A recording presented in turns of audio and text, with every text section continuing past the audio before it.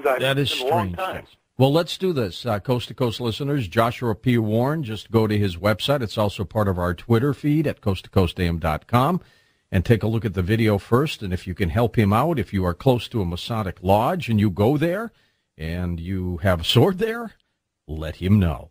Up next, Sony. They've got some deep problems with PlayStation. Hackers have gotten some vital information. Lauren Weinstein joins us on Coast to Coast AM.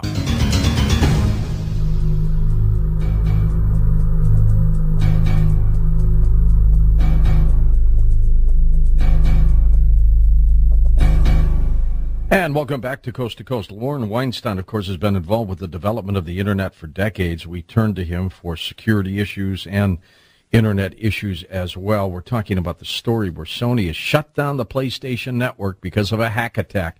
Lauren, this is a huge, huge story, and I understand Sony kept quiet about it for like 6 days before it became known. Yeah, they took a bad situation and succeeded in making it much, much worse. It's been a really bad week for Sony. It started off as just the network is down because there's been intrusions. And Sony did not provide very much information at all, except to tell everyone that it was caused by some kind of external hacking, they said. But then it comes out now, and on their blog, that it's actually much, much worse. It's not just that the network isn't there and you can't play games and such. Apparently, Sony was, shall we say, not very careful on the security side, and somehow managed to expose something. Now I'm hearing about 77 million. That's what I heard. It's unbelievable. That may not be 77 million people because there could be duplicate accounts, but it's still a whole bunch of names and addresses and email addresses and security questions. You know, those nice ones like, what was the name of your first school? I mean, you don't have to tell the truth on those, of course, but most people do. And now we're hearing, well, what about credit card information? They're going, well, we don't think so, but we can't be sure about that either. Well, you know why most people tell the truth on those kinds of questions, Lawrence? It's because they'll forget the answers if they make them up. Right, exactly. But actually what I do with those is I have a set of false answers that I know very well. You know, so I mean, it's not true, for example, that the first school I went to was named Beef Stew.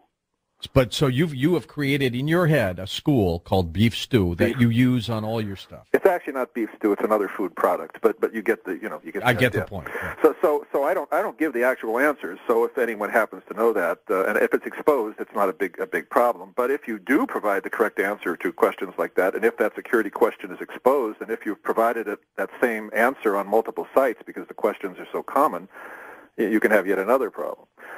But, also it appears that the passwords were exposed, too, which suggests that the passwords for accessing the network, which suggests that Sony followed a very bad security practice and was actually storing the passwords in the clear. They weren't encrypting them or hashing them. So overall, this is just a sort of a disaster for them. And they're saying it could be, another week or during the next week when they're going to sort of gradually bring things back online. How Sony managed this big a fail is kind of beyond the kin of most people looking at this right now. Absolutely. Are they losing money on this? Oh yeah, they've got to be losing a bundle. Not even counting what it's going to cost them forensically to undo the damage. But once you've lost the faith of customers in something like this, the faith of users, especially if it does turn out that there are more ramifications. If credit card data can be abused, that's a problem. And even if it can't be, what tends to happen when there's exposure of email, remember the Epsilon problem yes. with the mailing list exposures? Right. Anytime this kind of information is exposed to hackers or through other kinds of events, it really makes phishing a bigger problem when you get those emails that try to get you to give personal information, because they can start seeming more and more authentic because they know more and more about you because they're basing those pitches on really stolen information.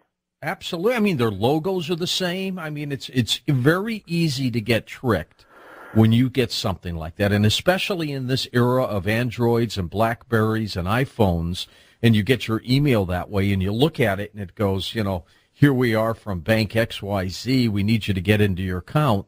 A lot of people probably just use their phones to do that. Oh, yeah, and in fact, even when you know better, even for experts who work with this all the time, when you get that email and it says it's from XYZ Bank and that is your bank, you at least do a double take. You're sitting there going, well, is this one legit? Or maybe it's not. And sometimes I actually have to go and look in the headers, and then you see, if a message from your California bank is being routed through Greece, that's probably a bad sign. But most people don't look at the headers or don't necessarily know how to interpret them properly, so it's a gigantic problem. Well, Lauren, even a bigger problem, too. There are more and more hackers out there. They're getting more and more sophisticated. What can we do to win the battle? Well, it's not so much a battle in terms of the way you would normally think about a war. It's more a question of evolution of these systems.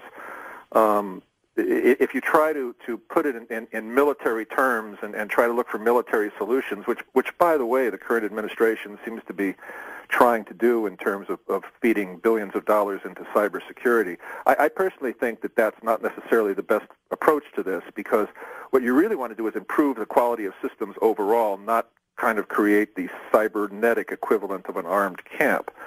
So money into basic research is, I think, much better spent than money into sort of quasi-military or actual military operations that are trying to monitor computer networks. Are there hackers out there that systematically go after a particular company, a particular bank, and try to disrupt them?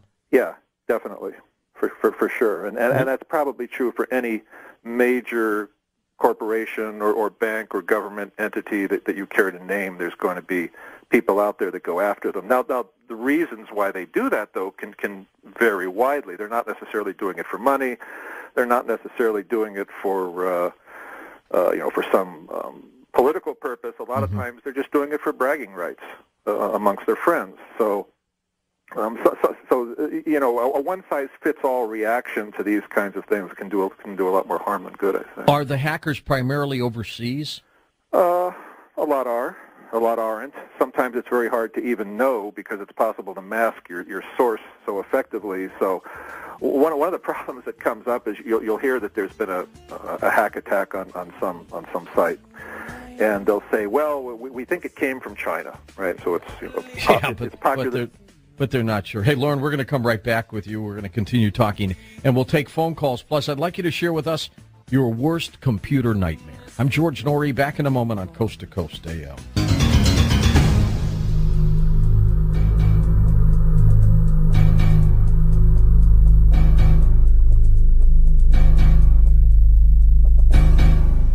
And welcome back to Coast. We're with Lauren Weinstein. We're going to take your calls here in just a moment. Lauren, is it true that if you have someone's cell phone number, that through software that's available out there, you can, one, track their position, know where they are, or two, get into their phone and grab all their text messages? Is that possible? I'm hearing strange things about these things. If all you have is their phone number, by itself, that's not going to give you, tremendous superpowers. Now, having said that, there are ways now that through external services, through software that can be planted on the phones, to get access to a lot of information from those phones, text messages, call logs, in some cases even the actual content of calls. Years ago, I did a YouTube video on is your cell phone bugged? And at the time, I said it's very unlikely that your phone is bugged because this technology is very hard to get a hold of, basically. But in the years since then, the 4 years or so, that has changed, and there are even commercial services now that make it possible to do that. And it can be very difficult for an ordinary user of a cell phone to even detect that kind of software. Now, whether the average person is going to be targeted for something like that is a different question. Most people, including me, aren't interesting enough for anyone to bother doing that. Right. But technically, it's become a lot more possible. Well, what if a couple's having trouble in their marriage relationship and one wants to spy on the other? Yeah, and in fact, that's the most typical case now, where you have one spouse going after the other one, not just in cell phones, but in monitoring their PCs and their email on conventional computers also. And the laws on that concerning spousal rights to shared property when it's a communication device or a computing device and such vary from state to state. It's all very confusing and basically a mess. Okay, let's go to the phones. Jared is in Texas, east of the Rockies. Hi, Jared. Go ahead. Hey, how are you doing? Good.